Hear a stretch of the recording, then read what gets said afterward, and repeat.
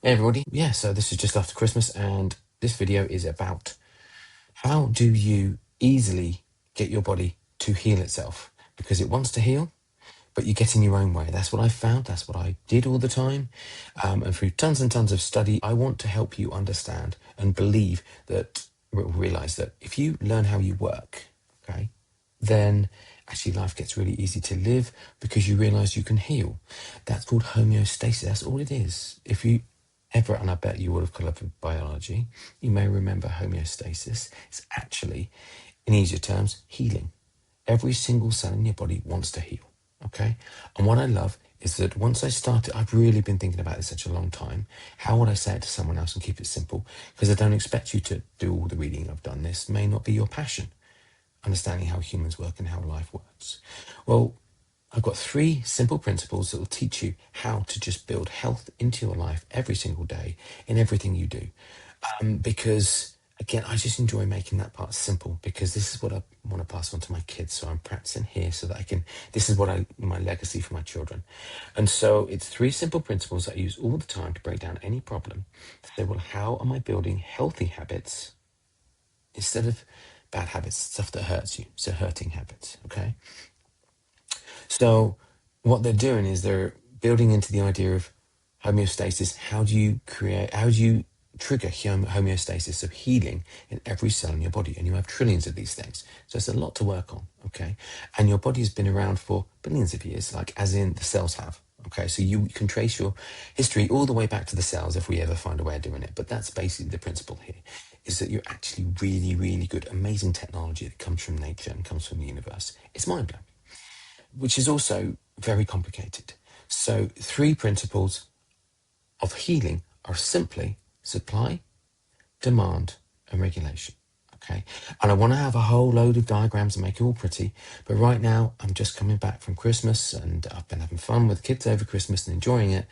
This is the first video back. I thought, do you know what? I'll just say something. I'm trying to practice not trying to be perfect. I don't know if you have that problem. I'm a workaholic, and all I try and do is I'm never happy with whatever I make. So I'm trying to go with a simple video. I just explain it. I'll do all the other details later. If you've got any questions, just put some comments down below, because how do you apply this? You know, ask the question if you're struggling to apply it, if it doesn't make sense, if I waffle. You know, I waffle, I apologize. But please ask questions. So let's get into it. So I'll start with supply, then we go demand, then we go regulation, okay? And it's really a cycle. They all need to feed into each other. And if you don't do any one of them properly, then you'll have the problems that go with that, okay? It's as simple as this, because life is just happening. You're just going through your day. So supply is easy to think of as food, nutrients, stuff like that. There's loads of other ways. This same principle applies to everything I see in life, but that's too complicated for now. So start it with food, because everyone worries about this. You want to regulate yourself, and everyone's worrying about disease, so heart disease, diabetes, insulin dependent or resistance, all these kind of things. They're actually explained much more simply, okay? Because I can give you all sorts of stuff, the details about why we have insulin resistance, how that leads to diabetes. These are very, very complex topics with complex books, with complex studies. It's all there. It's all standardized. It's all actually quite well known if you're looking in the right place. It's like everything, okay, in science and in life. So here we're looking at nutrition is just supplying nutrients, okay, to your body. Your body's used to getting nutrients in, because if you didn't, this is a cycle of life. If you don't get the nutrients in, then nothing's going to work, okay? Here, I got a cushion in there. That's a cushion from, that's my kids. That is the Hedwig from Harry Potter's owl. So there we go. I love this. Now you can pop it in, pop it out. It's good. So nutrition is simply supplying your body with what it needs. But in real life, you'd know that if just because food's been given doesn't, it's been dropped at your front door, doesn't mean it's going to get anywhere. Now, I'm not going to go into the details of analogy you might guess I kind of want to talk about. That's going to be in other things that I produce. But I want to keep this really simple so that hopefully it should tie together. And then you can put questions down to say, this didn't make sense, and whatever. So just because your body's given food, nutrients, what it needs, doesn't mean it's actually going to be healthy. It may not heal, okay? Because the next part is demand. Demand is exercise, it's movement.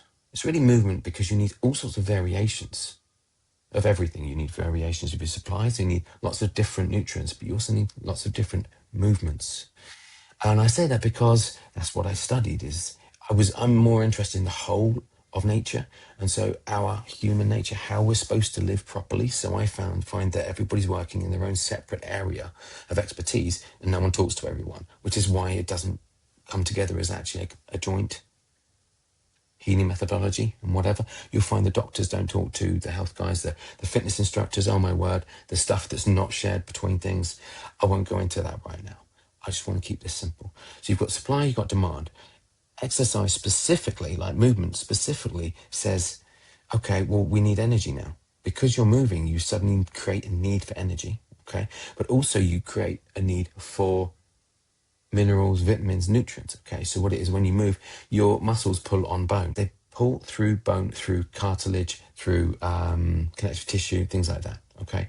So what this does is create a feedback mechanism within the body where your body actually, all this movement presses cells, squashes cells, pulls them and all sorts. And those cells go, oh, right, bone cells go, oh, I need to be stronger. So the bones, there's a whole complicated process of how bones grow. And every day they're getting rid of bone, but now if you move, you create a need for new bone. This is the same for all the principles in your body, whether it's muscles, whether it's cartilage and other things.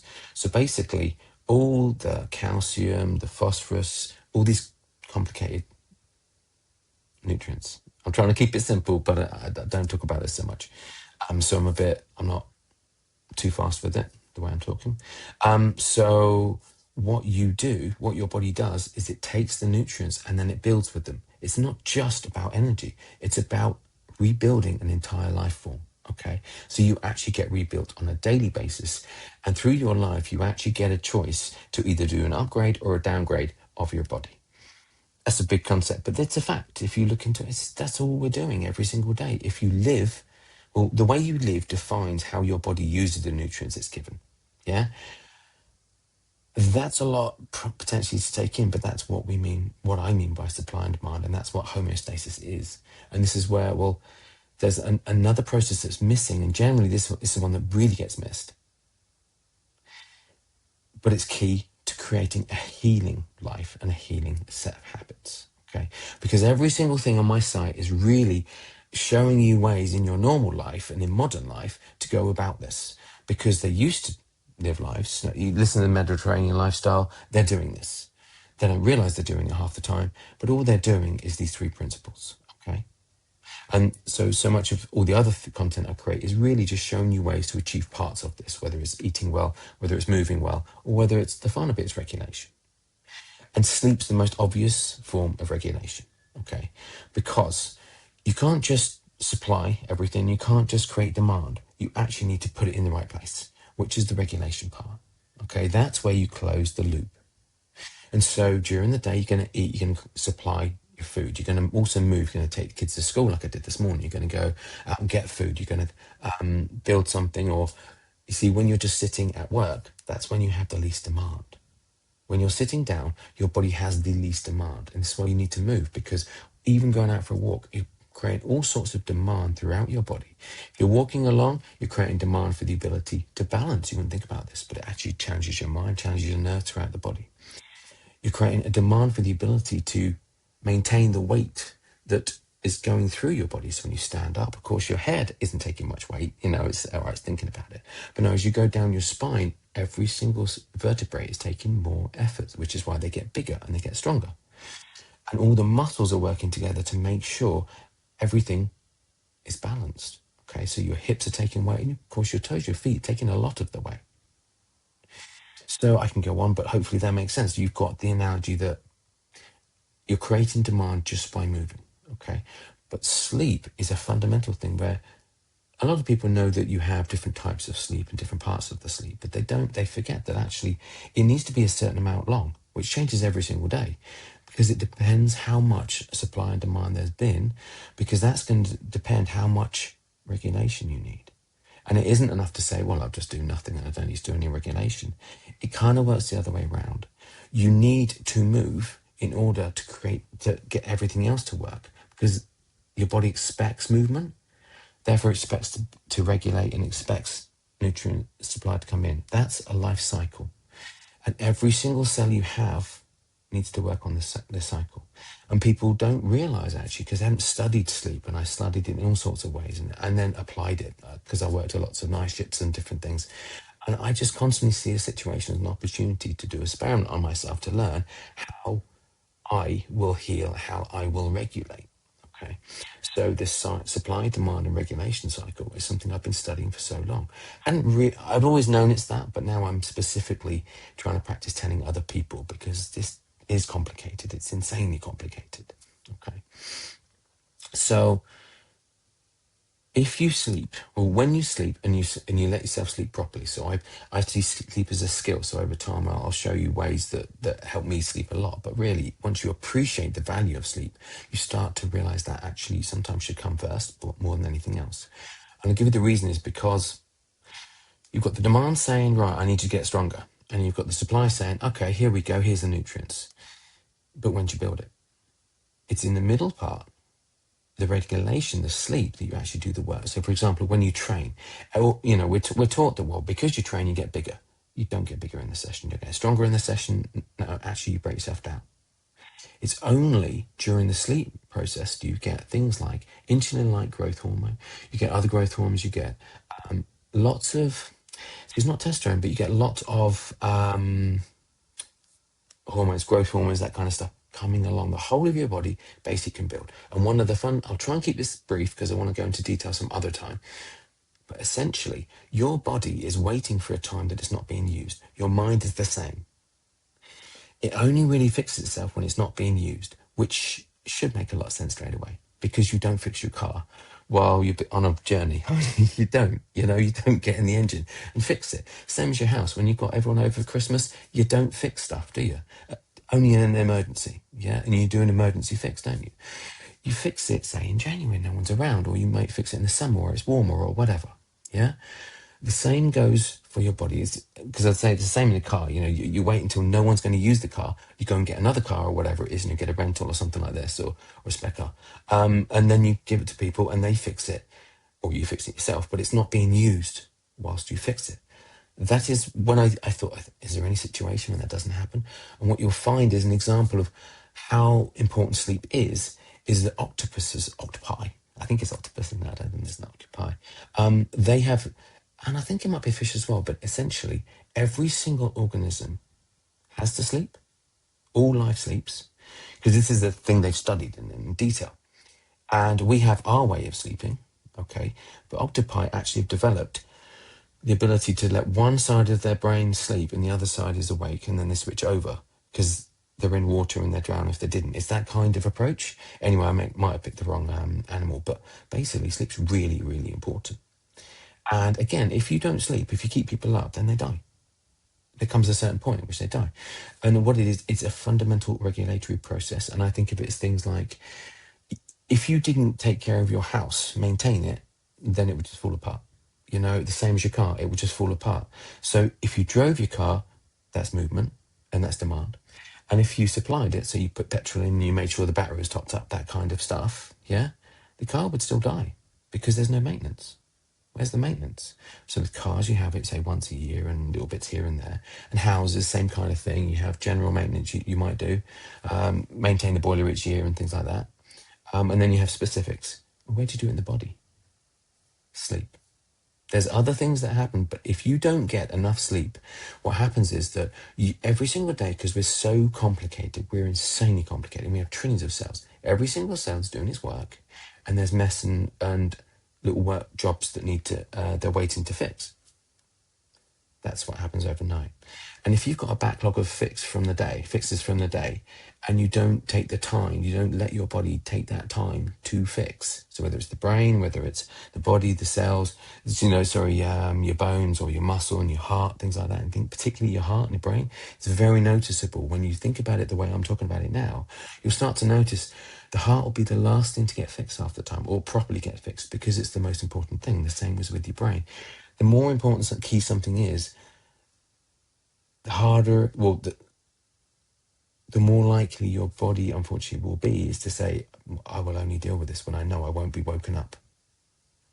So this leads into, again, to give you an example of how this cycle is so important, is because when I read studies about, say, cardiac problems, cardiac heart disease, and heart attacks, and what I was just reading this over Christmas, but from a pathologist. That's the kind of person I am. It's a CSI type book, and you're reading the real pathologist that they talk about in CSI. But you read all these studies, and you can just see the body is saying the heart is so critical. Therefore, I can only fix this when it's given time to relax. And what you find, if someone's working, then you're going to be sending adrenaline and other things through the body to stop the heart being fixed. If you see it that way, if you look, say, well, where's the regulation happening? Correct, we've got demand, we've got supply, but we've got no regulation going on. Okay, if you see that that's what's happening all the time, then it becomes blooming obvious you'd have a heart attack. Why? Because you are not allowing the heart to regenerate. There's no regulation. There's no recovery. So the regulation is the biggest recovery part of it, because you've got two signals. You've got the supply, is there enough nutrients, and the demand. Where's the demand for nutrients? Great, that's happening all the time. Well, actually now what you find is we've got all this supply, but we've got no demand, and well, the regulation's patchy as well. That's how you can describe everything we have right now. If you see it from that vein, you start to understand all the studies. Every single thing you hear starts to make more sense, because we're just over-medicating everything, because we're using food as medication. We aren't using exercise because the doctors don't understand this. They fundamentally do not understand it. So anyway, this is my rant. You can probably appreciate better why I'll rant about these things, because I'm showing you, there's the background again, I've put the same one in there, because I'm just so busy I don't get time to do beautiful videos. But that, one of the other videos I got here is, well, we just went to Horsey Gap to see seals, because I wanted to see them in real life, not just in a zoo, and we saw them. And so the whole point to bring it back is that I am a parent with kids, with a mortgage, with work, full-time, all this kind of stuff. Yet I'm healthier than everyone around me, because I need to lead my kids in that way. I need to raise my family so that I am the example of health, because that's my study. Rather than saying you've got to jump on your feet and do press-ups and stuff just to be healthy, that's well and good. But actually, if you understand that the body wants to heal, and that there are natural processes, natural ways of living, healthy habits, very obvious, okay, that fit this principles. These are the basics of how do you get homeostasis to work in every cell of your body. That actually is logically correct, scientifically correct. You can follow that through. And well, your ancestors did the things like I just said. They went around places to find what's there. Because of all the modern tools, we don't move anymore, and we still have problems with sleep. Problems with sleep have been around forever. Okay, so I've learned how to sleep better, but I see it more as a skill. And appreciate, and a lot of it is about trusting what I just described to you. Your body wants to heal. The more I realize my body does want to heal, the easier my life got, because I didn't need to worry about it. So this is an 18-minute video. Hopefully I've done it okay.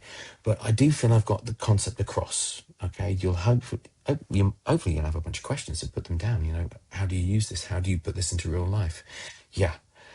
Again, I can talk for ages on this kind of stuff. So if you want to know more, subscribe to my newsletter, subscribe to the show. I'll be putting a course really out so that I can explain more in that. And I want to know the kind of questions you have so that I can put that into the course. Because I know I will take a while to put this together, just because I want to do this the way that's right. But equally, I've always kept this back from people because you can see the detail I go into. It's overwhelming for most people. So I can see their eyes go blank, because they're just thinking, he's talking way too much at me.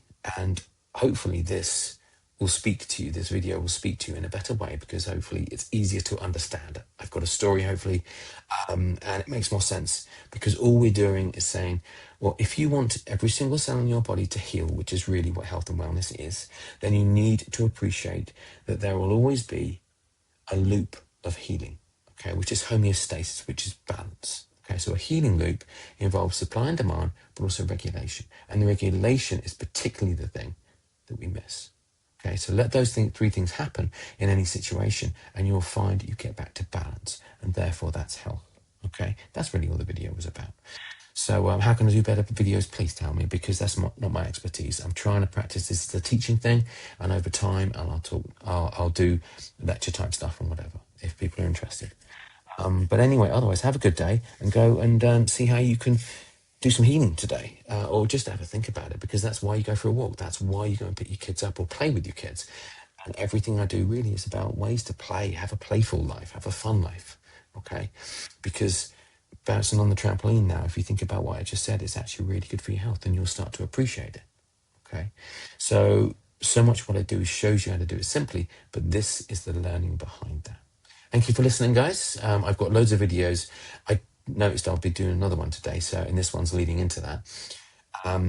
So I'll put that as a record, as a link somewhere or whatever. But I've slowly on my side put some playlists together to can run through things. But I'm just putting a lot of background material in place so that I'm already planning summer. I'm already planning Easter. We've got loads of places we want to go. I want to know where you want to go.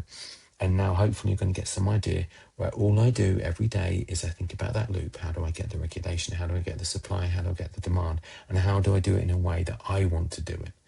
Because then my life is going to where I want it to be, which means I'm going to live a nice, healthy, happy life. Okay? That's it. Okay? I've said okay about 500 times, haven't I? Okay, bye.